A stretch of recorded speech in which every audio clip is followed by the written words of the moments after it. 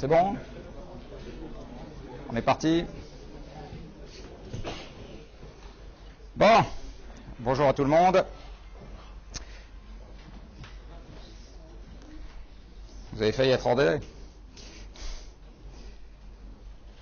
Bon, on va donc aujourd'hui attaquer la 6e partie de cette affaire qui va concerner l'énergie nucléaire.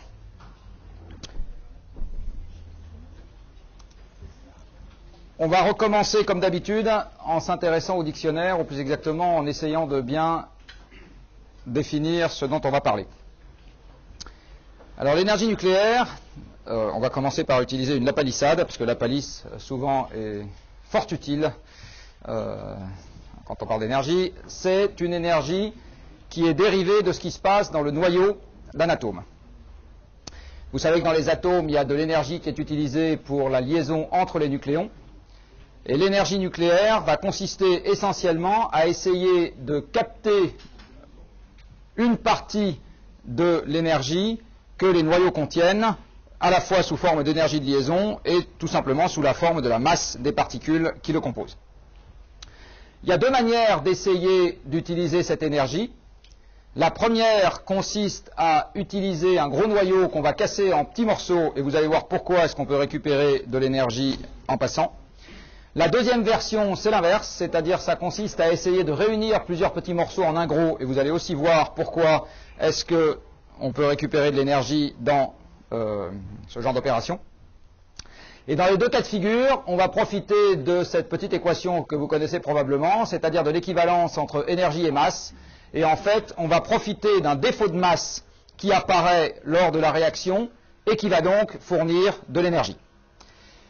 Alors ce défaut de masse qui fournit de l'énergie, en fait il consiste à se déplacer sur ce diagramme qui représente l'énergie de liaison par nucléon en millions d'électronvolts, c'est ce que vous avez sur l'ordonnée ici, en fonction de la masse atomique du noyau que vous êtes en train de regarder. Alors faites attention, la masse atomique, ce n'est pas le nombre de protons, il s'agit bien du nombre de nucléons, c'est l'ensemble nucléon plus protons. Vous voyez que quand on est sur des éléments très légers, l'énergie de liaison a tendance à ne pas être très élevée. Au fur et à mesure qu'on va vers le fer, qui est l'élément le plus stable que nous ayons, l'énergie de liaison augmente. Et puis après, quand on continue à grimper dans les masses atomiques, eh bien l'énergie de liaison par nucléon a tendance à diminuer un petit peu. Qu'est-ce qui se passe une fois qu'on a vu ça? Eh bien, on peut se dire que si on arrive à faire aller un noyau léger, si on arrive à rapprocher suffisamment des noyaux légers pour qu'ils aient envie de s'assembler, on va partir de noyaux dans lesquels l'énergie de liaison n'est pas très élevée pour arriver à un noyau dans lequel l'énergie de liaison est beaucoup plus élevée, c'est-à-dire un noyau plus stable. Et vous savez que aller vers la stabilité, c'est toujours quelque chose que les systèmes aiment beaucoup faire en physique.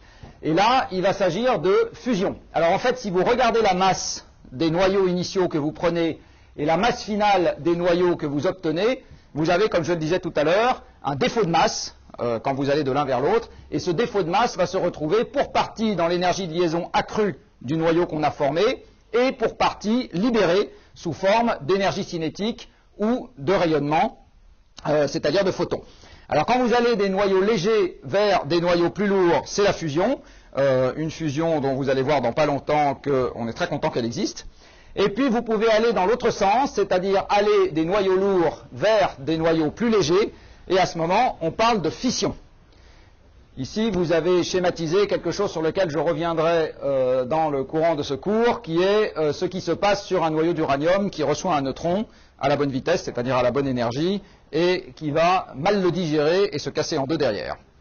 Alors, la fission qui est la plus couramment utilisée dans les réacteurs actuels est celle de l'uranium, mais vous allez voir que là aussi, il n'y a pas que cet élément qui soit doté de cette propriété.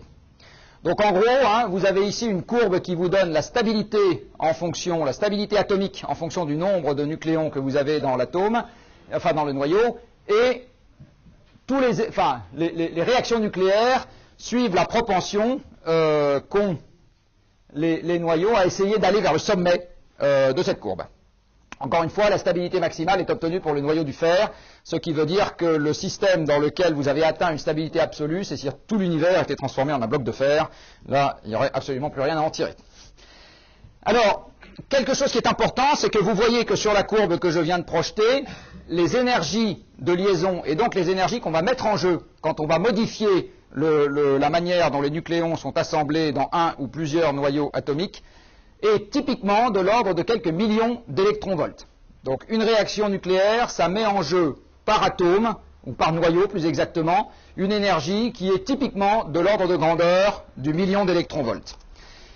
C'est ce que je vous avais déjà dit au cours du premier cours, 1 million, que même en train de digérer, vous savez que c'est 1 million de fois plus grand que 1. Donc c'est typiquement des énergies qui sont 1 million de fois plus élevées, à masse identique, que l'énergie qu'on va avoir dans une réaction chimique. Alors je prends l'exemple de la combustion du carbone, donc de l'oxydation du carbone. Eh bien, vous prenez un atome de carbone et vous l'oxydez. L'énergie qui va être mise en jeu, qui va être libérée plus exactement par l'oxydation du carbone, qui est là pour le coup un réarrangement d'orbital des électrons, c'est quelques électronvolts. Si vous arriviez à fusionner les atomes de carbone pour faire quelque chose d'un peu plus lourd, eh bien, à ce moment, vous avez plutôt des énergies de quelques millions d'électronvolts qui sont mises en jeu. Une autre manière de dire encore la même chose, exprimée en des termes, j'allais dire, plus grand public, c'est de dire que dans 1 gramme de plutonium, par exemple, ou d'uranium, enfin l'uranium ça ne fissionne pas en totalité, mais 1 gramme de plutonium, on va dire, fissionné en totalité, vous libère autant d'énergie que la combustion d'une tonne de pétrole. Vous pouvez retenir cet ordre de grandeur, hein, c'est que l'énergie nucléaire par unité de masse, elle libère des quantités qui sont 1 million de fois supérieures à l'énergie chimique. Alors une fois que je vous ai dit ça, vous comprenez que ça ne va pas se gérer exactement avec les mêmes dispositifs, que ça ne va pas mettre en jeu des masses qui sont exactement équivalentes. On travaille sur des masses et des volumes qui sont beaucoup plus petits. Une chose qu'il faut commencer par dire, c'est que l'énergie nucléaire est totalement indispensable à la vie, mais vraiment extrêmement indispensable à la vie, puisque c'est grâce à l'énergie nucléaire que nous avons ceci. Et si nous n'avions pas ceci, eh bien ma foi, nous ne serions pas dans cette salle pour nous parler de l'énergie nucléaire ou pas nucléaire. Vous avez là une très belle photo de l'observatoire spatial qui s'appelle SOHO, du Soleil. Alors vous voyez que je vous donne des nouvelles fraîches, puisque ça c'était la tête qu'il avait hier à 19h20. Et hier à 19h20 il allait bien, vous voyez, donc il rayonne, et tout va très bien. Donc cette énergie nucléaire, vous allez voir qu'elle est à l'origine de la quasi-totalité des autres formes d'énergie, et même la totalité si on inclut les étoiles passées, de toutes les formes d'énergie que nous utilisons aujourd'hui. Sans l'énergie nucléaire de la génération d'étoiles qui a précédé le Soleil, il n'y aurait pas non plus la planète Terre. La planète Terre existe, elle est constituée d'éléments qui ont été forgés dans le creuset des étoiles plus anciennes.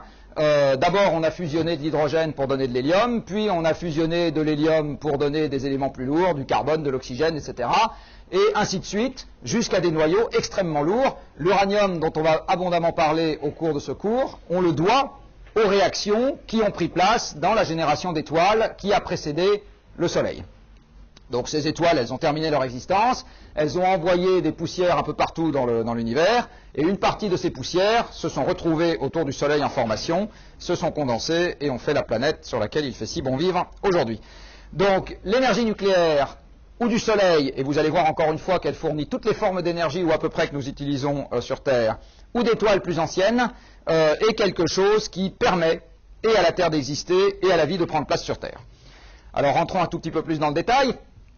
À peu près toutes les énergies renouvelables sont la conséquence directe de l'énergie solaire. Une première forme d'énergie renouvelable, c'est par exemple la biomasse. La biomasse, c'est le résultat de la photosynthèse. La photosynthèse, c'est directement l'énergie du soleil. Une deuxième forme d'énergie renouvelable, c'est l'hydroélectricité. Pour que vous ayez de l'hydroélectricité, il faut que vous ayez un cycle de l'eau. Il faut que le système climatique se charge, parce que c'est quand même très pratique qu'il le fasse, de remonter l'eau en altitude via l'évaporation, de condenser l'eau sur des reliefs élevés, puis derrière de concentrer l'eau dans des barrages, on verra ça plus tard. Mais donc sans cycle de l'eau, il n'y aurait pas d'hydroélectricité, et sans soleil, il n'y aurait pas, sans alimentation de la machine thermique qu'est la machine climatique, vous n'auriez pas de cycle de l'eau. Même motif, même punition, le vent est directement dérivé de l'énergie solaire. Le vent est le résultat de la convection atmosphérique, et ça n'existerait pas sans énergie solaire. On peut bien évidemment utiliser la chaleur en direct ou exactement le rayonnement en direct, soit pour faire de la chaleur, soit pour faire de l'électricité. Tout ça, on en parlera les fois prochaines. Après, les énergies fossiles, comme je vous l'ai expliqué lors d'un cours précédent, c'est également de l'énergie solaire, sauf qu'elle est un peu plus vieille que l'énergie qui a fait pousser l'arbre qui a 50 ans ou un siècle, puisque celle-là, elle a plutôt 50 millions d'années ou 300 millions d'années, mais c'est aussi de l'énergie solaire, donc de la fusion. Et puis, ça a été un peu chauffé dans la croûte terrestre par la géothermie. Il se trouve que la géothermie est le résultat de la radioactivité naturelle des roches, encore de l'énergie nucléaire. Et bien évidemment, M. de la Palisse est encore d'un grand secours, l'énergie nucléaire qui consiste à casser les noyaux d'uranium en deux, elle est tout à fait nucléaire. Donc, et si on rajoute le fait que la Terre et la Lune ont été formées par sont constituées d'éléments qui ont été forgés dans le creuset d'étoiles anciennes, eh bien vous rajoutez la géothermie et l'énergie marémotrice, parce que pour l'énergie marémotrice, il vaut mieux avoir une Lune, eh bien tout ça, c'est le résultat de réactions nucléaires plus ou moins anciennes. Donc n'importe quand entre il y a quelques minutes pour ce qu'on reçoit aujourd'hui et il y a quelques milliards d'années ou quelques gros milliards d'années pour les éléments forgés par la génération précédente, le Soleil. Donc tout est nucléaire. Voilà. En gros, si l'énergie nucléaire n'existait pas, nous n'existerions pas non plus. Hein. C'est évidemment pas comme ça que la majeure partie de vos concitoyens voient l'énergie nucléaire. Ils ne voient pas ça comme le berceau de l'humanité. En général, ils ont plutôt une opinion qui est pilotée par d'autres considérations. Et en particulier, quand on parle d'énergie nucléaire, on va simplement voir les applications humaines de cette énergie, c'est-à-dire le fait que dans des machines qui sont conçues pour ça, nous soyons devenus aptes soit à casser des noyaux lourds, soit, pour de brèves périodes de temps, et sans que pour le moment ça soit commercialement exploitable, j'y viendrai à la fin de ce cours, à fusionner des noyaux plus légers.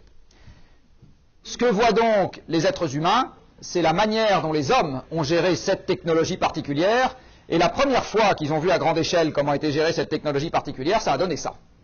Et ça, évidemment, on ne trouve pas ça très rigolo, on espère même que ça ne va pas recommencer demain matin. Et puis on a même perfectionné le dispositif, et ça a donné ça. C'est-à-dire que les premières applications ou de la fission de noyaux lourds ou de la fusion de noyaux légers, on les a vues à grande échelle quand ça a fait boum. Hein. Évidemment, ce dont je vais vous parler maintenant, c'est essentiellement pas de ça. Je vais vous parler de la manière de produire de l'électricité, en attendant peut-être autre chose, avec de l'énergie nucléaire. Avant d'en venir là, je vais finir la parenthèse sur le nucléaire militaire. Je ne vais pas vous en parler pour plusieurs raisons. La première, c'est que comme toute application militaire, je ne sais rien dessus, puisque l'essentiel des applications militaires sont couvertes par le secret défense. Donc je ne suis pas plus compétent pour parler du nucléaire militaire que je ne suis compétent pour parler de n'importe quoi d'autre qui serait dans les cartons de la DGA ou de n'importe qui d'autre et qui serait couvert par le secret défense. La deuxième raison, c'est que rejeter le nucléaire civil à cause du fait qu'il a démarré avec des applications militaires est quelque chose qui, vous allez le voir à la fin de ce cours, ne changerait malheureusement pas grand-chose à la destinée du nucléaire militaire parce qu'il vit sa propre vie de son côté avec des déterminants qui ne sont pas, ou très peu, le fait qu'on ait des centrales électrogènes. Et enfin, si vous regardez l'histoire des hommes, il faut malheureusement se rendre à une évidence, c'est que beaucoup de ce que vous utilisez aujourd'hui dans votre vie de tous les jours, à commencer par Internet, a commencé par naître dans des laboratoires militaires. C'est ainsi, c'est le côté obscur de notre force, qui fait qu'il y a beaucoup de technologies qui sont aujourd'hui d'un grand bienfait dans le monde civil, qui ont démarré leur vie dans des laboratoires où on cherchait à s'en servir pour zigouiller le plus grand nombre de personnes possible. Et malheureusement, une fois qu'elles ont démarré comme ça, refuser leur usage civil ne modifie que très peu. Et encore une fois, il faut plutôt s'en plaindre que s'en réjouir, leur destinée militaire. Si maintenant on parle de la partie civile, donc des applications nucléaires et de la génération d'électricité avec ce genre de dispositif. Eh bien vous avez là résumé à grands traits ce qu'est une centrale nucléaire électrogène. En gros, il s'agit essentiellement de faire bouillir des grandes quantités d'eau sans avoir besoin de recourir aux combustibles fossiles et pour pas trop cher. Voilà, c'est très exactement ça. Une centrale nucléaire, c'est avant toute chose une bouilloire très compliquée. c'est très compliqué parce que, comme je vous le disais tout à l'heure, on manipule des éléments qui mettent en œuvre des densités d'énergie 1 million de fois supérieures à ce qu'on manipule, enfin aux éléments que l'on manipule quand on fait brûler ou du gaz, ou du charbon, ou du pétrole. Sinon, pour le reste, c'est exactement pareil. Vous partez d'un tas de combustibles. Là, j'ai comparé par exemple charbon et uranium. Dans le premier cas, vous prenez du charbon, vous le faites brûler. Avec ça, vous chauffez de l'eau. Avec cette eau, vous créez de la vapeur. Et avec cette vapeur, vous faites tourner un alternateur. Et ainsi, vous créez de l'électricité. Eh bien, si vous prenez de l'uranium, c'est exactement le même principe. Vous faites fissionner de l'uranium. Avec ça, vous faites de la chaleur. Avec cette chaleur, vous faites bouillir de l'eau. Comme l'eau, en fait, qui va passer dans le cœur du réacteur est radioactive, c'est pas avec celle-là, en général, que vous attaquez en direct l'alternateur. Vous mettez un échangeur pour confiner la radioactivité dans ce qu'on appelle un circuit primaire. Et c'est avec un circuit secondaire qui a reçu cette chaleur et qui a été transformé en vapeur que vous allez attaquer un alternateur et faire de l'électricité. Alors, je vous dis une chose qui pour vous est peut-être une évidence, mais je vous assure que pour le grand public, ça ne l'est pas. L'électricité produite avec une centrale nucléaire n'est pas plus radioactive que l'électricité produite avec une centrale à charbon. Alors vous, ça vous fait rire. Je vais vous montrer tout à l'heure juste un sondage d'opinion. Je vous assure que dans le grand public, et je reviens à ce que je vous ai dit la dernière fois, le grand public, ça sera vos clients, ça sera vos fournisseurs, ça sera vos salariés, ça sera, etc. Vous allez être dedans. Ce n'est pas des gens qui vous seront étrangers.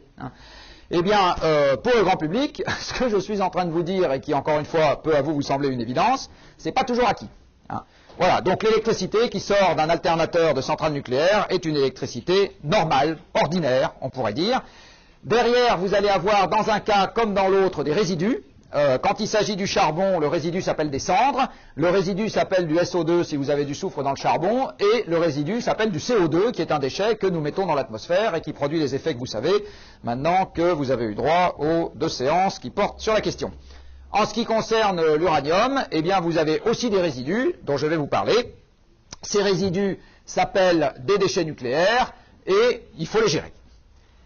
Dans un cas comme dans l'autre, vous avez une machine thermique, donc vous avez besoin d'une source froide. Dans un cas comme dans l'autre. Si vous montrez un aéroréfrigérant à un Français, il pense centrale nucléaire. Si vous montrez un aéroréfrigérant à un Américain, il va penser centrale à charbon.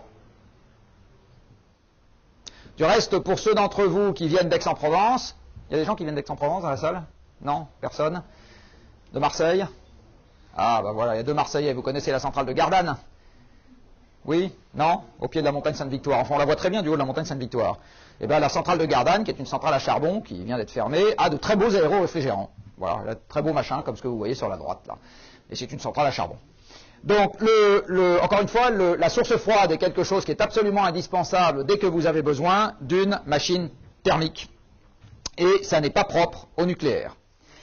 Du reste, vous vous rappellerez probablement ce petit graphique que je vous avais déjà montré, qui était le passage de l'énergie primaire à l'énergie finale. Et le passage de l'énergie primaire à l'énergie finale inclut notamment les rendements de conversion de chaleur en électricité quand la chaleur primaire est fournie avec du charbon ou du gaz ou de l'uranium. Et ces pertes de conversion font que n'importe quoi entre 50 et 80% de la chaleur initialement fournie dans la centrale sert à chauffer les oiseaux. Voilà. Dans toutes les centrales thermiques, entre la moitié et 80% de la chaleur initialement produite sert à chauffer les oiseaux. C'est valable, quelle que soit la manière de faire bouillir de l'eau. En 2003, ça fait maintenant 5 ans, donc vous étiez un tout petit peu plus jeune, mais peut-être que vous vous en souvenez, il y a eu pendant l'été ce qu'on a appelé une canicule, c'est-à-dire une vague de chaleur un peu intense. Et cette année-là, l'opérateur national qui s'appelle EDF a demandé des dérogations pour faire fonctionner les centrales électriques en rejetant dans les rivières de l'eau plus chaude que le seuil de tolérance réglementaire auquel ils avaient normalement droit. Ils ont le droit de rejeter de l'eau à je ne sais plus combien de degrés, et ils avaient, ou exactement de faire monter la température de la rivière à je ne sais plus combien de degrés, et ils avaient demandé la possibilité de dépasser ce seuil d'1 ou 2 degrés. Dans les 13 dérogations qu'ils ont demandées, il y en avait 7 qui concernaient des centrales nucléaires, dont la presse a abondamment parlé, et 6 qui concernaient des centrales à charbon, dont absolument personne n'a parlé. Donc la presse a retenu que les centrales nucléaires réchauffaient les rivières en période de canicule, mais bien évidemment, encore une fois, c'est vrai pour absolument n'importe quelle centrale thermique. Avant de rentrer dans le détail de ce que c'est qu'une réaction nucléaire, pour finir ce petit panorama introductif du nucléaire, qui en fait un certain nombre de pays qu'on pourrait qualifier de pays industrialisés. Vous avez ici, je vous ai mis juste une indication, la part du nucléaire dans la production électrique d'un certain nombre de pays. Il ne s'agit pas de la production en valeur absolue.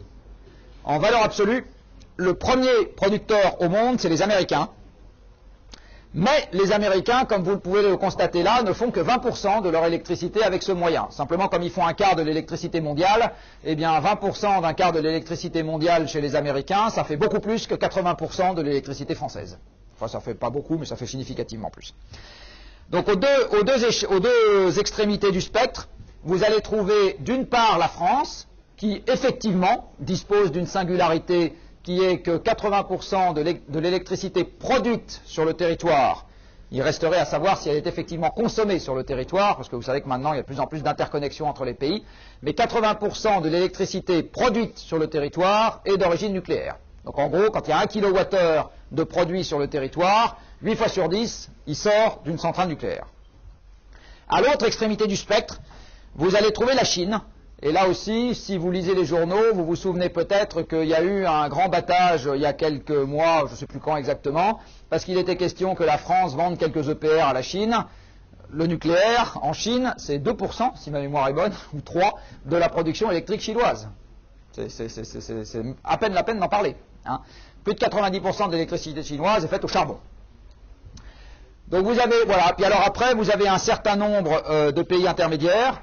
En Europe, les gens qui sont des producteurs significatifs d'électricité nucléaire, ou plus exactement qui ont une part significative du nucléaire dans leur mix, vous les avez sur la partie gauche. Donc vous avez la Belgique, si on excède les pays de l'Est, la Belgique, la Suède, la Suisse. Voilà, je dirais, dans notre entourage proche, les pays qui ont la plus grande part d'électricité nucléaire dans leur mix. Vous avez l'Ukraine, où est situé le fameux réacteur de Tchernobyl dont je vous parlerai tout à l'heure. Et puis derrière, vous voyez, vous avez des pays, beaucoup de pays européens ont un peu de nucléaire. Hein. L'Allemagne en a 30% pour le moment, les Grands-Bretons en ont 20%, les Espagnols en ont plutôt 17 à 20%, etc. Et bien évidemment, cette part, elle est amenée à varier à l'avenir, elle peut baisser, elle peut monter. Une chose intéressante à savoir, je ne vous ai pas amené le graphique, c'est que l'Europe est considérée par les spécialistes du nucléaire comme la zone géographique ou la région du monde où le jeu est le plus ouvert pour le nucléaire dans les 15 ans à venir. C'est-à-dire que c'est difficile de savoir si ça va augmenter ou baisser. Par contre, dans toutes les autres zones du monde, c'est parti pour augmenter. Alors, maintenant qu'on a fait les choses à l'envers, c'est-à-dire parler du nucléaire avant de le définir, on va commencer à s'intéresser à ce que c'est que l'énergie nucléaire. On va rentrer un peu dans les détails. On va commencer par parler de la fission, pour l'excellente raison que c'est la manière d'exploiter l'énergie nucléaire qu'aujourd'hui les hommes savent maîtriser de manière industrielle. Un atome, on dit qu'il est fissile s'il est capable de se casser en 2 morceaux. Voilà. En 2 ou plusieurs du reste. 2 gros morceaux et des petits. Dans quelques cas très rares, cette fission est quelque chose qui se produit spontanément. C'est-à-dire que la désintégration radioactive du noyau, au lieu d'émettre un électron, un positron, une particule alpha, etc., crac, il se casse en 2. Voilà, c'est comme ça qu'il résout son problème d'instabilité. Ça marche aussi chez les couples. Donc, mais c'est pas fréquent. Il est moins fréquent que chez les couples parisiens. Le deuxième cas de figure qui peut arriver, c'est que l'absorption d'un neutron à la bonne énergie rende le noyau instable. Et alors là, par contre, il se met à fissionner très rapidement derrière. Et, par exemple, l'uranium-235 aime beaucoup fissionner de cette manière. Vous prenez de l'uranium, donc avec 92 protons et 235 nucléons, vous lui envoyez un neutron à la bonne vitesse, il l'absorbe, et il va fournir 2 nouveaux noyaux, plus petits, évidemment, quelques neutrons et du rayonnement gamma. Alors si on regarde ça d'un peu plus près, donc ce noyau qui est apte à se casser en deux une fois qu'on lui a envoyé un neutron est un noyau fissile.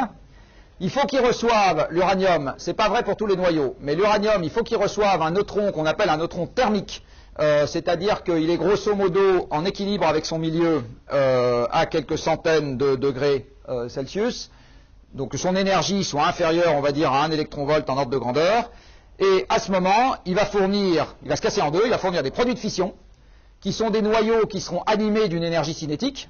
Donc une partie de l'énergie libérée par la fission, c'est l'énergie cinétique des produits de fission.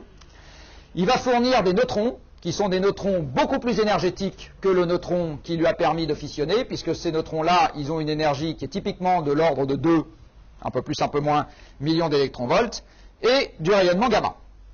Alors là, je ne vous ai pas qualifié X et Y, mais voilà un exemple de fission possible de l'uranium, c'est qu'ils fournissent du krypton et du baryum, et 4 neutrons. Voilà, c'est un exemple, mais il n'est pas obligé de donner toujours du krypton et du baryum. Il peut donner d'autres choses.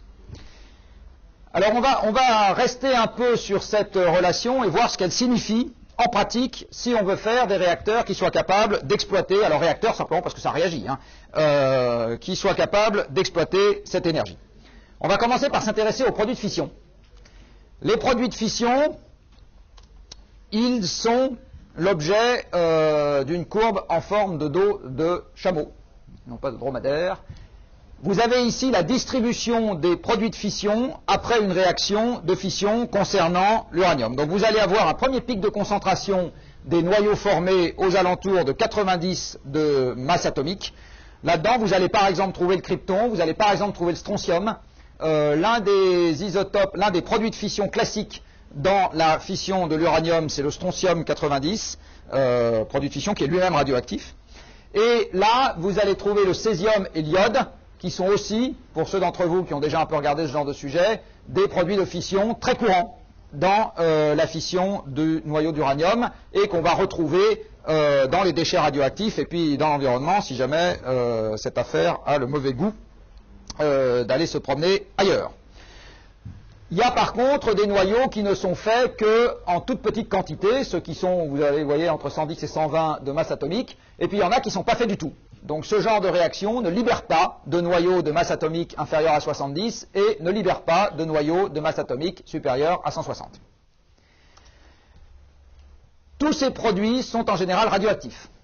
Donc vous êtes dans le cœur du réacteur, le noyau d'uranium a été cassé en deux, vous vous retrouvez avec vos deux produits de fission. D'abord ils ont de l'énergie cinétique et ensuite ils sont radioactifs.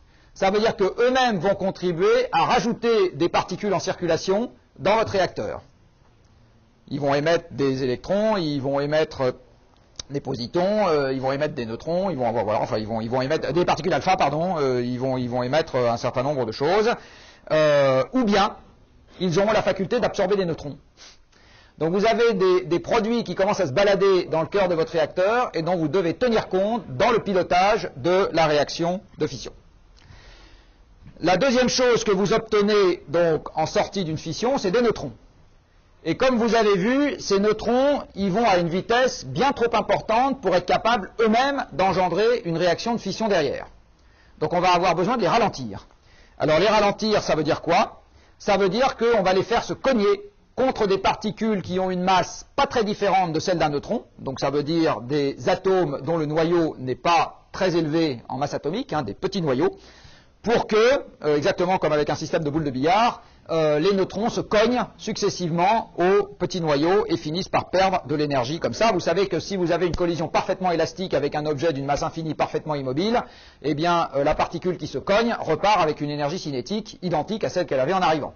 Pour qu'elle perde de l'énergie cinétique, il faut que l'objet dans lequel elle tape puisse se déplacer. Et plus il peut se déplacer facilement, plus il est petit, et plus elle va perdre d'énergie cinétique. C'est exactement le même principe. Alors dans un réacteur, vous avez donc votre fission qui se produit, et vous allez mettre ce qu'on appelle un modérateur, qui peut parfois être le caloporteur du reste, c'est-à-dire le fluide qui est chargé de récupérer la chaleur, qui va contenir des petits noyaux et qui vont permettre de ralentir les neutrons qui se baladent. Un exemple typique de modérateur qui est aussi un caloporteur, c'est l'eau. hein, parce que dans l'eau, vous avez des noyaux d'hydrogène, oui c'est ça, des noyaux d'hydrogène, c'est pas très lourd, et puis même les noyaux d'oxygène, c'est pas encore extrêmement lourd. Un autre exemple de modérateur, c'est le graphite. Le graphite est composé d'atomes de carbone. Le carbone, avec 12 de masse atomique, c'est encore des noyaux qui sont relativement légers et qui peuvent servir à ralentir des neutrons. Voilà.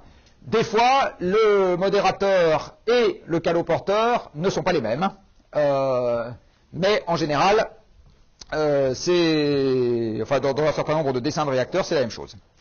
Et puis vous allez également avoir des éléments qui, ou bien sans qu'on leur demande rien, ou bien à la demande, vont être capables d'absorber les neutrons. Alors les éléments qui, sans qu'on leur demande rien, vont être capables d'absorber les neutrons, c'est les produits de fission, par exemple. Certains produits de fission sont ce qu'on appelle neutrophiles, c'est-à-dire que on va passer un neutron, gloup, trouve que ça a bon goût et il le mange. Et puis vous avez certains noyaux lourds. Par exemple, quand vous faites fonctionner un réacteur dans lequel vous avez mis à la fois de l'uranium-235 qui est fissile et de l'uranium-238, que vous trouvez aussi dans l'uranium naturel, l'uranium-238, lui, il a l'aptitude à absorber un neutron sans rien faire. Enfin, si vous allez voir qu'il fait quelque chose, mais plus tard. Voilà, mais en attendant, il l'absorbe, crac, ce neutron n'est plus disponible pour une réaction de fission. Donc vous allez avoir des neutrons rapides, ils vont être modérés en nombre plus grand que 1, ils vont être modérés par des noyaux légers qui se trouvent dans le cœur de votre réacteur, et une partie va être absorbée, sachant que le but du jeu, c'est que pour une réaction de fission, vous vous retrouviez à l'arrivée avec très exactement 1, et quand je dis très exactement 1, c'est vraiment quelque chose auquel les réacteurs sont extrêmement sensibles. Donc un réacteur nucléaire se pilote avec je ne sais pas combien de décimales derrière le 1, c'est quelque chose où on surveille ça comme le lait sur le feu. Il faut que vous ayez exactement un neutron thermique à l'arrivée. Si vous avez 1 plus epsilon et que vous laissez le truc sans contrôle, boum. C'est exactement ce qui se passe dans une bombe nucléaire. C'est exactement ce qui s'est passé à Tchernobyl. J'aurai pas le temps de vous parler en détail des caractéristiques techniques de l'accident, mais en fait, il se trouve que le cumul d'un défaut de conception sur le réacteur et d'une bêtise faite par les opérateurs à la demande de leur hiérarchie a abouti à une réaction qui a divergé, qui a fait ce qu'on appelle une excursion de puissance, c'est-à-dire que le système s'est retrouvé hors de tout contrôle dans un état dans lequel une fission a produit plus de 1 neutron thermique, et le truc a, qu'est-ce que je veux dire, explosé. Ce qui a explosé, c'est l'hydrogène, mais il s'est emballé. Vous avez bien évidemment de la chaleur qui est dégagée dans cette affaire. La chaleur, c'est l'agitation qui est communiquée aux atomes du modérateur et aux atomes du caloporteur par le flux neutronique et évidemment par les chocs avec les produits de fission qui sont animés eux aussi d'une énergie cinétique. Donc voilà en gros comment ça marche à l'intérieur d'un réacteur. C'est sur le principe très simple et en pratique extrêmement compliqué. Je vous ai dit tout à l'heure qu'il y avait également des neutrons qui pouvaient être absorbés et en fait, ils vont faire ce qu'on appelle des transuraniens. Donc, un noyau d'uranium non fissile, en l'occurrence de l'uranium-238, absorbe un neutron, puis fait une désintégration bêta, puis une deuxième désintégration bêta, et comme ça, il grimpe le long de la classification des éléments pour faire des éléments dont le nombre de protons est plus élevé que celui de l'uranium. Donc vous avez dans votre réacteur, là si vous le faites fonctionner à de l'uranium enrichi, donc il y a du 235, et si vous avez juste du 235, c'est une bombe atomique, donc vous ne pouvez pas en faire un réacteur. Pour en faire un réacteur, il faut que vous ayez du 235, mais pas trop, et donc il vous reste également du 238, qui est l'autre isotope de l'uranium naturel, qui est présent à peu près à 99,3% si ma mémoire est bonne dans l'uranium naturel.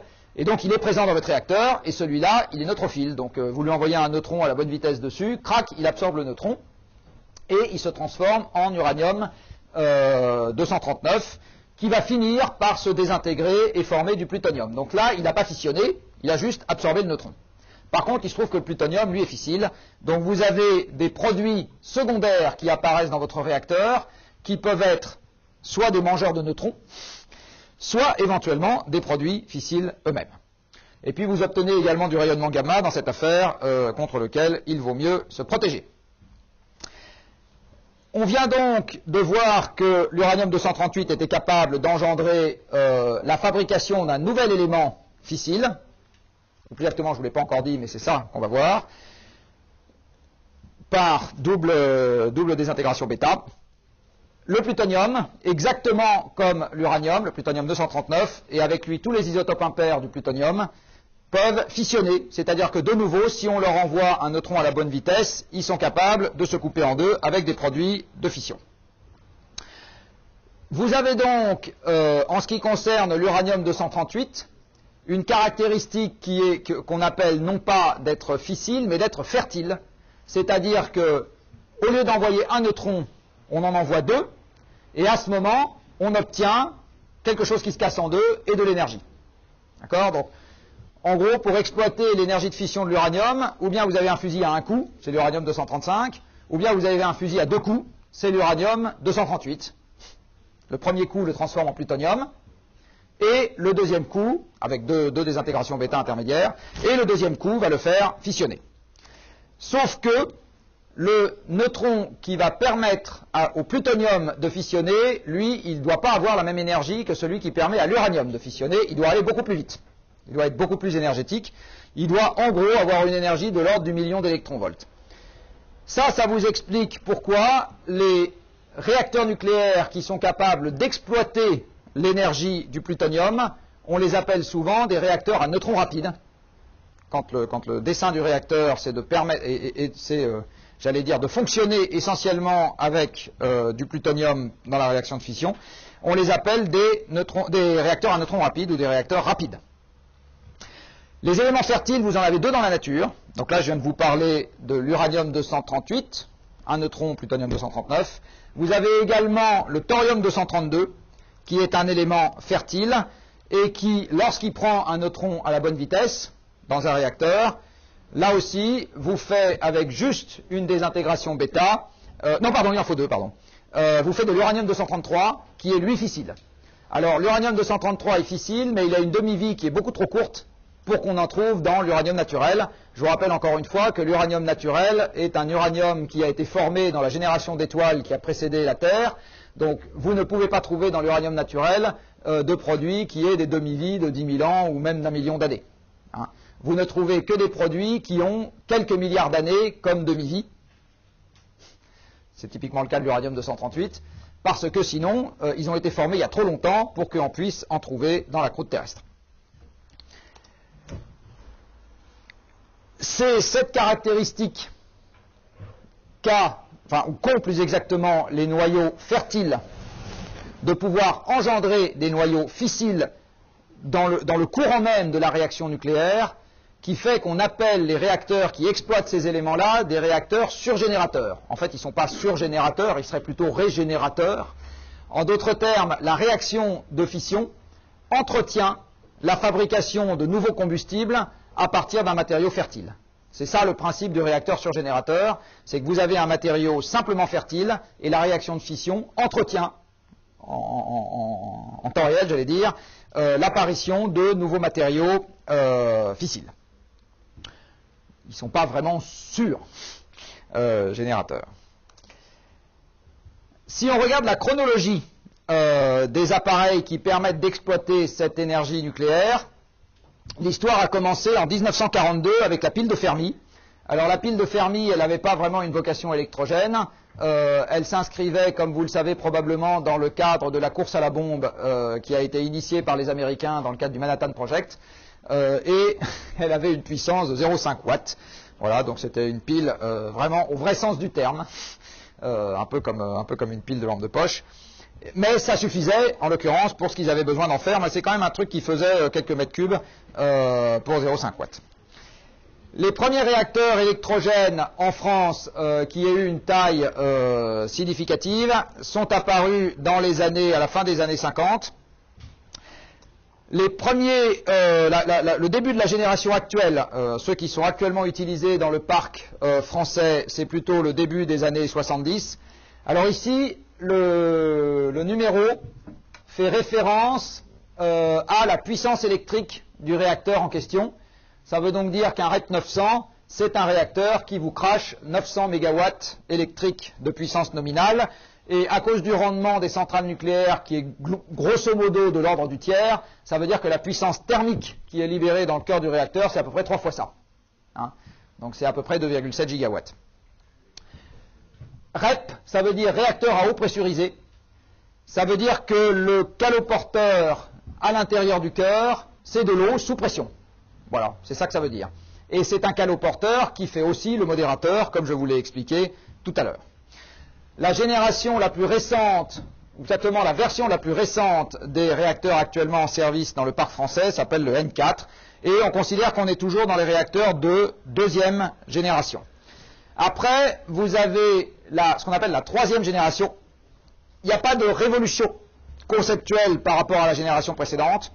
C'est, on va dire, de l'amélioration continue. De l'amélioration continue significative, mais ça reste de l'amélioration continue. Donc on brûle un peu mieux le combustible qui se trouve dans le cœur, la sécurité est un peu augmentée, etc. Enfin voilà, ça fait un peu moins de déchets, il n'y a pas de changement significatif en termes de dessin. Ça c'est l'EPR dont une tête de série est en construction en France ainsi qu'en Finlande. Et enfin, je vous parlerai un peu après de ce qu'on appelle la génération 4, c'est-à-dire ce qui est actuellement dans les planches à dessin des industriels qui construisent des réacteurs nucléaires, parce que là, il commence à y avoir des ruptures significatives en termes conceptuels qu'il n'y avait pas dans le cadre de l'EPR. Alors un réacteur, pour fonctionner, ça a besoin de combustible. C'est pas un combustible qui brûle, mais enfin, c'est quand même un combustible. Et en gros, voilà comment ça fonctionne. L'histoire commence dans une mine d'uranium. Une mine, c'est un dépôt, c'est une concentration que vous avez, c'est une formation géologique en fait, que vous avez quelque part dans la croûte terrestre, c'est-à-dire que par le jeu de la formation des continents, il y a des endroits où vous avez plus d'uranium que d'autres et où vous allez avoir envie d'aller creuser, prendre ce qui vous intéresse, laisser ce qui ne vous intéresse pas de côté et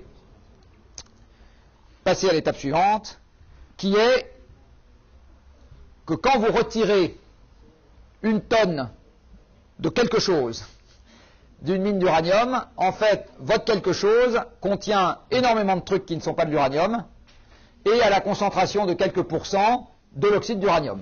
Il n'y a que ça qui vous intéresse, donc il faut commencer par séparer mécaniquement l'oxyde d'uranium de tout le reste qui ne vous intéresse pas. Puis vous allez en faire une espèce d'agrégat que dans le jargon des gens de la qu'est-ce que je veux dire qui font de l'extraction minière d'uranium, on appelle du yellow cake. Et c'est cet agrégat que vous allez faire rentrer dans une espèce de ronde. La ronde est la suivante. Dans votre uranium naturel, comme je vous ai dit tout à l'heure, vous avez deux isotopes qui sont présents de manière significative. L'isotope à 238 nucléons, qui fait 99,3%, et l'isotope 235, qui fait 0,7%. Vous avez un dessin de réacteur nucléaire dans le monde, proposé par les Canadiens, qui s'appelle le Candu, dans lequel vous êtes capable de rentrer l'uranium naturel tel que. Vous n'avez pas besoin de l'enrichir, vous le faites directement rentrer dedans. Ça, c'est un avantage. Par contre, le gros inconvénient, c'est que vous êtes capable de faire ressortir le combustible alors que le réacteur est en cours de fonctionnement. Et ça, c'est quelque chose qui rend le réacteur extrêmement proliférant, parce que c'est une manière très facile de fabriquer du plutonium-239, qui est la matière première pour fabriquer des bombes atomiques. Donc, la majeure partie des gens dans le monde fonctionnent avec un système différent. Le système consiste à enrichir l'uranium, c'est-à-dire avec des procédés qui sont essentiellement des procédés physiques, qui se basent sur le fait que l'uranium-238 est un tout petit peu plus lourd que l'uranium-235, à séparer les deux isotopes pour avoir un peu plus de celui qui vous intéresse, qui est fissile, dans le matériau à l'arrivée. Alors en pratique, le procédé qui aujourd'hui tient la corde est ce qu'on appelle l'ultracentrifugation. Vous prenez votre uranium, vous l'associez à ce qu'il faut pour que ça devienne gazeux. Il y a du fluor dedans, mais je ne sais plus exactement, ça doit être UF6 si ma mémoire est bonne. Et vous mettez ça dans des centrifugeuses, ou plus exactement dans des dispositifs dans lesquels vous allez faire tourner le gaz, avec l'idée que là où vous avez de l'uranium-238, il migrera un peu plus vite vers la périphérie, et avec un système d'écope qui ramasse le gaz à la périphérie, vous allez enrichir d'un côté en uranium-238 et donc de l'autre côté, par contre-coup, en uranium-235. Et puis vous faites passer votre gaz dans des milliers de dispositifs comme ça en cascade, et à l'arrivée, vous avez un gaz qui est significativement enrichi en isotope 235 pour la sortie qui vous intéresse.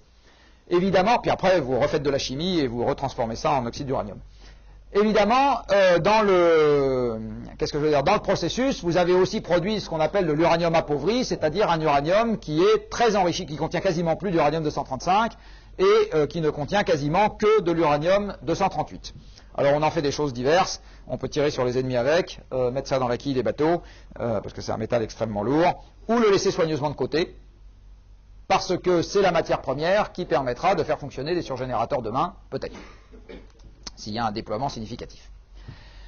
Une fois que vous avez votre matière première, vous allez faire des assemblages de combustible. Alors les assemblages de combustible, en pratique, ce sont ce qu'on appelle des crayons, c'est-à-dire des gaines en métal, dans lesquelles vous mettez des pastilles d'oxyde d'uranium, et c'est ces espèces de châteaux d'assemblage que vous allez placer dans le cœur du réacteur, au milieu du canot porteur.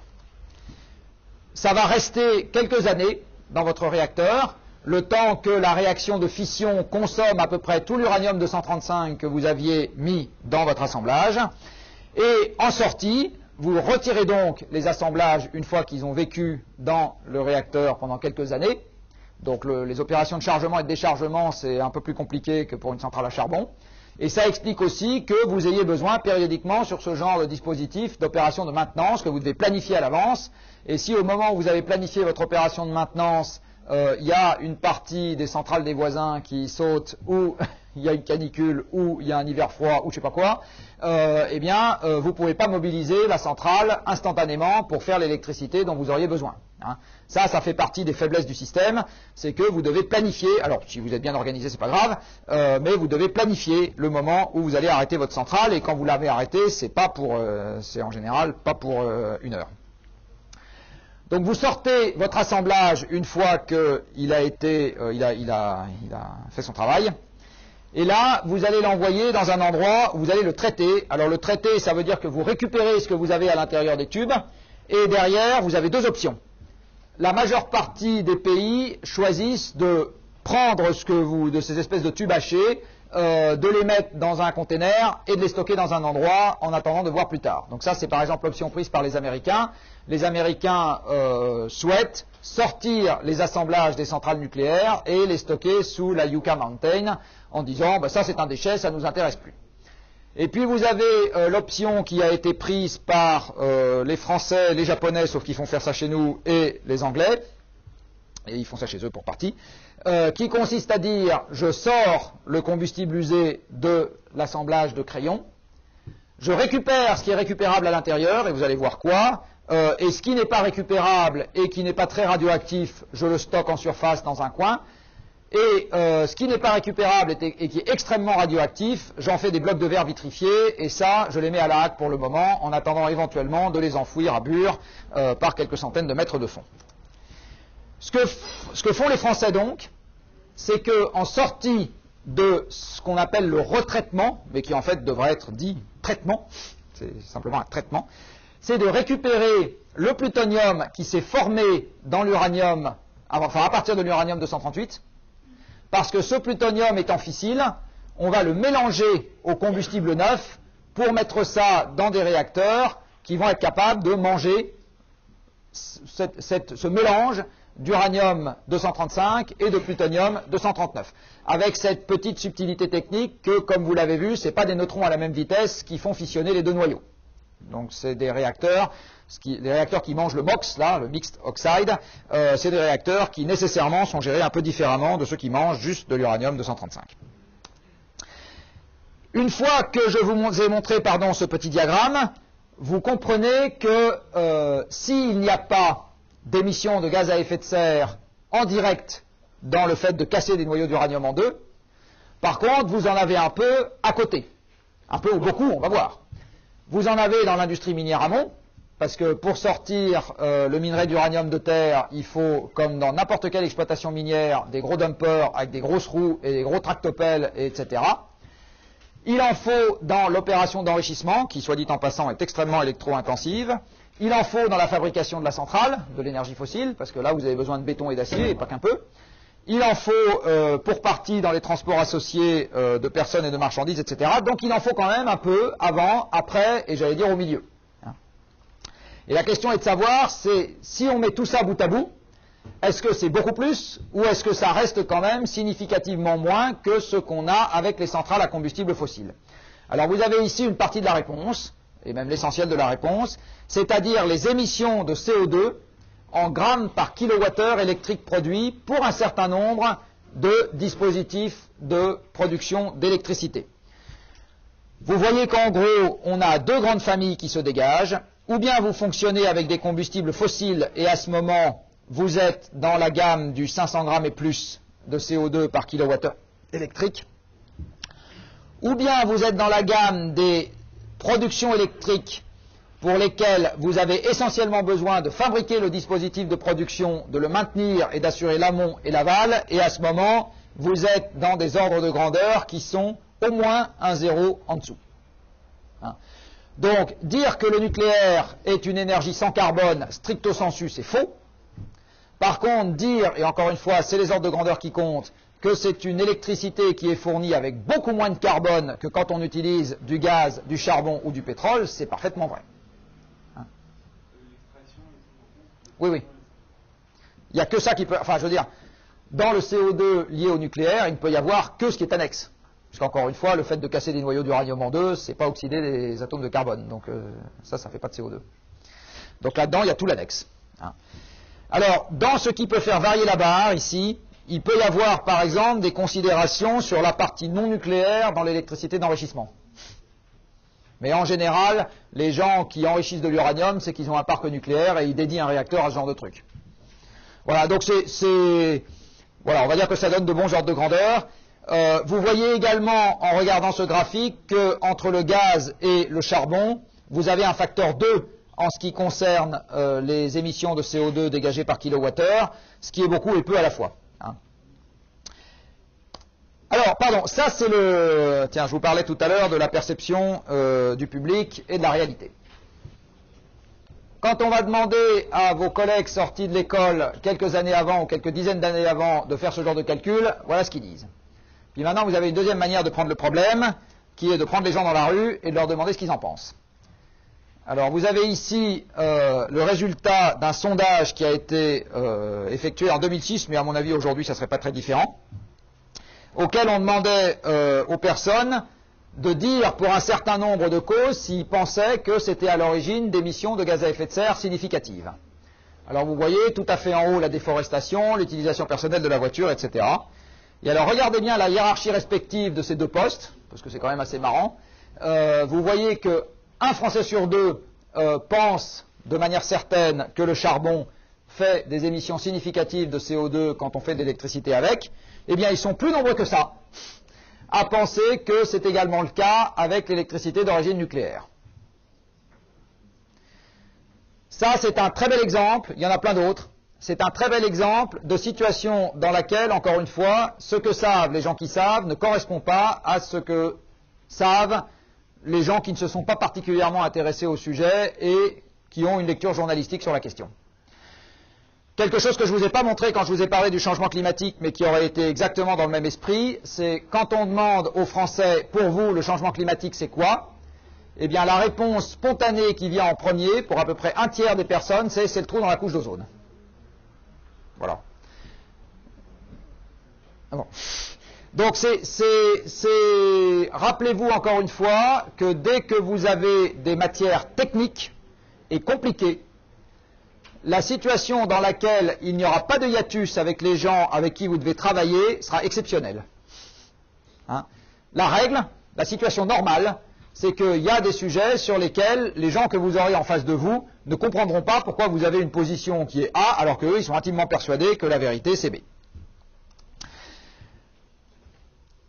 C'est cette histoire de CO2 qui, en l'espèce, comme vous pouvez le voir, et malheureusement ne correspond, enfin, ou heureusement, j'en sais rien, ne correspond pas à une réalité. Ça n'est que un des éléments sur lequel le nucléaire est à l'origine de débats.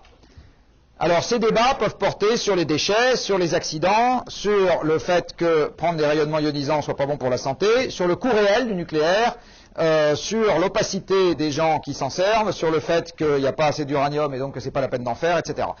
En clair, bien évidemment, et c'est normal, et c'est même souhaitable, chacune des caractéristiques de l'énergie nucléaire peut donner lieu à débat. Je ne vais pas avoir le temps, malheureusement, de vous passer tout ça en revue. Je vais juste faire une considération générale là-dessus, qui est que si on se pose la question qui est est-ce que le nucléaire est un truc génial, on se trompe de question. La question n'est pas, ni pour le nucléaire, ni pour aucune autre technique que nous pouvons utiliser, est-ce que c'est un truc génial. La question est toujours la même, c'est est-ce que c'est mieux ou moins bien que ce que ça remplace. C'est toujours comme ça qu'il faut se poser la question. Donc la question n'est pas de savoir si le nucléaire c'est génial, la question est de savoir si le nucléaire c'est mieux ou moins bien que pas d'électricité à la place de l'électricité nucléaire ou de l'électricité au charbon à la place de l'électricité nucléaire. C'est ça la question. C'est pas encore une fois de savoir si dans l'absolu, parce que dans l'absolu le monde parfait n'existe pas. La question est toujours de savoir si l'ordre de mérite, on le traite de manière correcte ou on met les trucs dans n'importe quel sens et c'est pas comme ça qu'il faut s'y prendre. Ce que je vous dis là est aussi vrai, j'aurais pu le préciser à cette époque-là, pour le pétrole et le gaz et le charbon dont je vous ai parlé. Enfin, la dernière chose, on verra ça quand on parlera des renouvelables, mais j'y viens tout de suite. Les grands concurrents du nucléaire dans le monde ne sont pas les éoliennes et les panneaux photovoltaïques. Les grands concurrents du nucléaire dans le monde s'appellent le gaz et le charbon. Ça ne s'appelle pas le pétrole. La part ça je voulais pas l'amener, c'est dommage, la part du pétrole dans l'approvisionnement énergétique primaire de la majeure partie des pays industrialisés se balade entre 30 et 40%, et c'est relativement indépendant du fait qu'ils utilisent ou qu'ils n'utilisent pas, je vais y arriver, du nucléaire. C'est relativement indépendant de cette caractéristique. Tout simplement parce que le pétrole ne sert pas à produire de l'électricité, nulle part, sauf en quantité marginale. Ce qui sert à produire de l'électricité dans les combustibles fossiles, c'est le gaz et le charbon. Donc, retenez qu'après le choc de 73, les pays qui n'ont pas opté pour le choix nucléaire n'ont pas opté pour ni le pétrole, ni les éoliennes, ni je sais pas quoi, ils ont opté pour le gaz et le charbon. Ils ont opté pour le gaz et le charbon. Donc dire que le nucléaire permet d'éviter du gaz et du charbon, c'est quelque chose qui peut s'argumenter. Dire que ça permet d'éviter du pétrole, c'est beaucoup plus discutable. On va donc rentrer dans une partie de ces débats en essayant de les traiter de la manière la plus factuelle possible. On va commencer par la question des réserves. Exactement comme pour le pétrole, l'utilisation de l'énergie nucléaire nécessite que nous ayons une ressource non renouvelable à notre disposition qui s'appelle des noyaux d'uranium. Ils sont encore moins renouvelables que le pétrole d'une certaine manière, puisque là, il ne faut pas 50 millions d'années pour les former, il faut 5 milliards d'années ou 10 milliards d'années. Donc il faut des noyaux d'uranium à notre disposition. Vous avez ici un inventaire qui a été fait de la quantité d'uranium qui est disponible dans la nature, et avec des estimations pour ce qui n'est pas dans les réserves prouvées. Donc vous avez exactement la même classification des réserves que pour le pétrole. Vous avez ce qu'on appelle les réserves prouvées, ou l'équivalent ici, c'est-à-dire les RAR, là, tout à fait à gauche. Ces réserves correspondent à des gisements identifiés, voire déjà en exploitation, et à la fraction minimale qu'on est à peu près assuré de faire sortir de terre au prix donné de la ressource. Donc là, vous voyez qu'à moins de 40 $ par kilogramme d'uranium, ou à moins de 15 $ par livre d'oxyde d'uranium, parce qu'on l'a encore, comme dans tous les approvisionnements énergétiques, c'est encore les anglo-saxons qui ont donné le là, donc on utilise la livre. Mais à moins de, parce que dans les matières premières c'est courant, à moins de 15 $ la livre d'oxyde d'uranium, eh bien, dans les gisements identifiés, il y a 2 millions de tonnes d'uranium qui sont accessibles de manière à peu près certaine. Si le prix augmente, il y a d'autres gisements qui deviennent économiquement intéressants. C'est-à-dire que le taux de dilution du minerai est trop élevé pour que ça soit intéressant à 40 $ le kilo d'uranium. Mais si le kilo d'uranium passe à 80, alors ça devient intéressant de s'attaquer au gisement en question. Ça veut dire quoi que ça devient intéressant? Ça veut dire que les investissements qu'il faut faire et l'énergie supplémentaire et le travail supplémentaire qu'il faut dépenser pour arriver à extraire l'uranium qui est intéressant, ça devient rentable, ça n'était pas à 40 et ça le devient à 80. Vous avez là ce qu'on appelle l'élasticité des réserves au prix, c'est-à-dire que le fait de monter le prix de ce qui vous intéresse permet d'augmenter, d'élargir l'assiette de la ressource récupérable. Si on a le prix de l'uranium qui monte au-dessus de 80 $, bah vous récupérez encore 65, etc. Vous avez donc dans les gisements identifiés 3 millions de tonnes et quelques. À cela, avec le même genre de décomposition, vous pouvez ajouter de l'ordre de 1,5 dans ce qui est, c'est exactement comme pour les réserves de pétrole, dans la catégorie de probabilité juste après. Hein. C'est-à-dire que vous n'êtes pas dans le quasiment certain, vous êtes dans la catégorie, la tranche de probabilité juste après. Et dans cette tranche de probabilité-là, vous avez à peu près 1,5 million de tonnes, c'est une espérance mathématique évidemment, d'uranium qui sont récupérables. Après, vous commencez exactement comme pour le pétrole à faire des calculs sur les bassins géologiques que vous n'avez pas encore explorés ou pas beaucoup explorés, mais dans lesquels vous êtes à peu près sûr, compte tenu de vos connaissances en la matière, que si vous allez chercher, vous trouverez. Hein. Donc c'est exactement la même chose que pour le pétrole, exactement pareil. Et à ce moment, vous avez deux colonnes dans lesquelles vous allez mettre, avec des degrés de confiance plus ou moins élevés, des choses qui sont accessibles plus ou moins facilement en fonction des prix. Ce qui veut dire que si aujourd'hui vous faites une espérance mathématique des ressources accessibles, enfin des réserves accessibles plus exactement, vous arrivez à quelque chose, enfin ce qui est le plus probable, c'est qu'il y a aux alentours de 15 millions de tonnes d'uranium accessible. Ce à quoi vous pouvez rajouter un ordre de grandeur à peu près équivalent dans les phosphates, qui contiennent de l'uranium en petite quantité, aujourd'hui non exploité parce que c'est économiquement pas intéressant, mais si le prix de la livre d'uranium, enfin d'oxyde d'uranium se met à monter suffisamment haut, ça deviendra intéressant d'exploiter l'uranium qui se trouve dans les phosphates. Vous en avez également dans l'eau de mer, à des concentrations qui sont très faibles, pour un volume total qui est très élevé, et là, vous avez des débats à n'en plus finir pour savoir si oui ou non on arriverait à exploiter cet uranium-là, parce que quand vous regardez la circulation océanique qu'il faudrait mettre en œuvre pour arriver à filtrer l'eau de mer en question pour récupérer l'uranium qui s'y trouve, vous avez des gens qui disent que ça serait dément, d'autres qui disent que ça serait faisable, mais bon, pour le moment, il n'y a rien d'évident, puis si c'est évident, c'est pas pour la semaine prochaine. Donc dans les ressources minières, on va dire un peu conventionnelles, vous avez n'importe quoi entre 15 et 30 millions de tonnes, peut-être 30 à 40, qui sont éventuellement accessibles aujourd'hui ou plus tard. Vous voyez qu'actuellement, la consommation annuelle est de l'ordre de 70 000 tonnes. Donc on va rejouer au même jeu que celui qu'on avait utilisé quand on s'est intéressé au pétrole, au gaz et au charbon. La question c'est est-ce que c'est beaucoup ou est-ce que c'est pas beaucoup? Vous voyez que si on se limite au parc de réacteurs actuels, c'est beaucoup.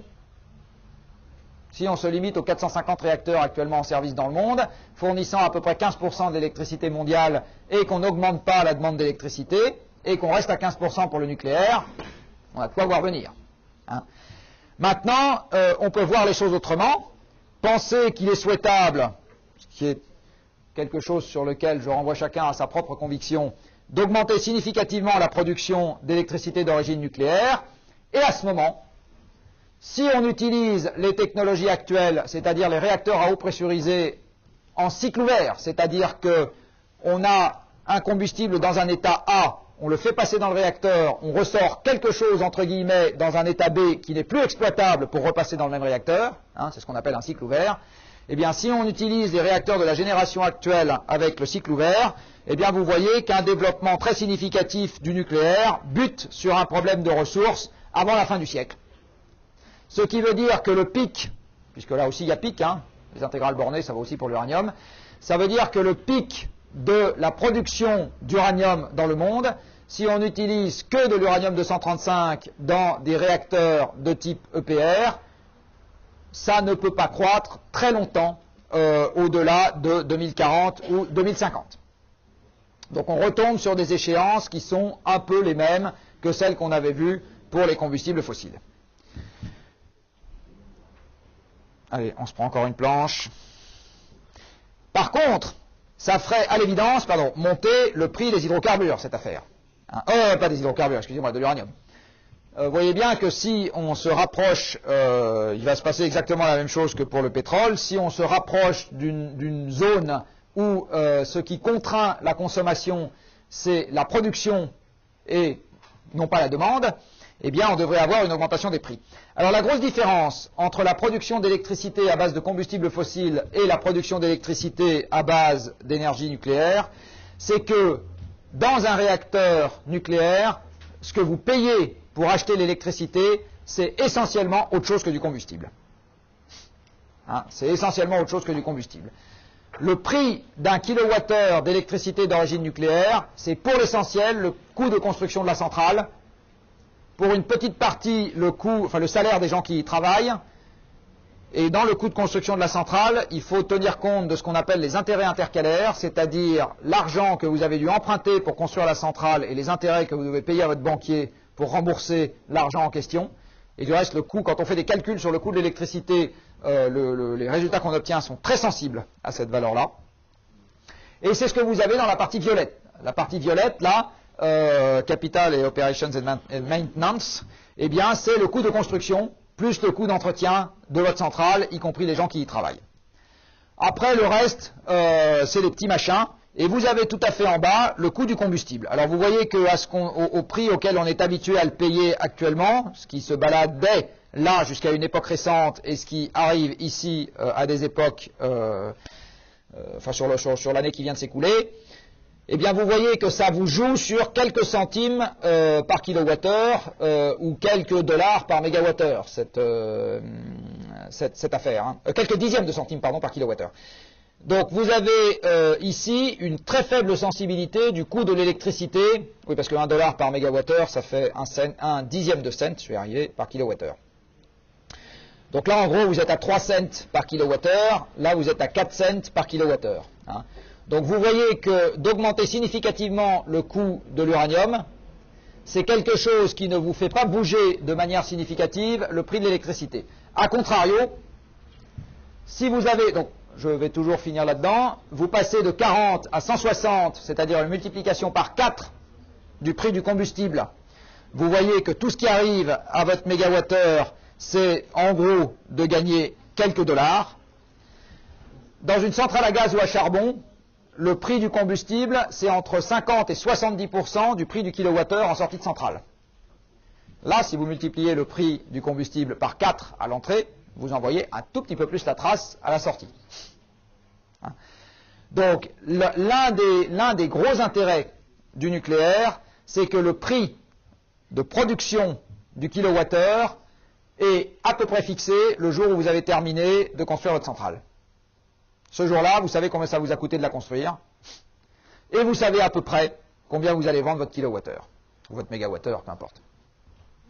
Et même si le prix de l'uranium atteint des sommets, ça ne fera pas varier le prix du kilowattheure d'un facteur 10. Alors que si le prix du gaz est multiplié par un facteur 10, le prix du kilowattheure électrique en sortie de centrale à gaz, il va être multiplié, pas exactement par 10, mais pas loin. Voilà, je vais m'arrêter sur ces considérations économiques avant 10 minutes de pause, et on se retrouve dans 10 minutes pour parler de la suite.